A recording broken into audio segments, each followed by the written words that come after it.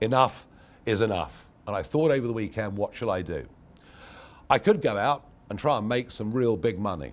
I could go to the USA, where I've got plenty of offers.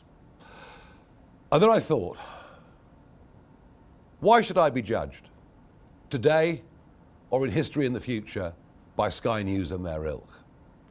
Why should they be the people that decide my fate when, as I repeat, I've done nothing wrong? I've thought about it hard, and I've decided today I will resign as a Member of Parliament for Clacton-on-Sea, thereby forcing a by-election, which would happen, I hope, in short order. No, I've decided that the people of Clacton should be the judges of my actions. This will be a people versus the establishment by-election. It's a chance to stick two fingers up to the entire establishment, to frankly tell them where to go.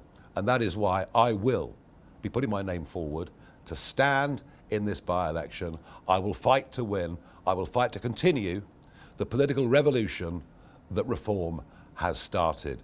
And I would say this to you, the voters of Clacton: if I win, you win.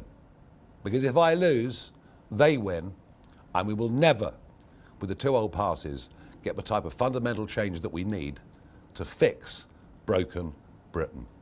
Thank you.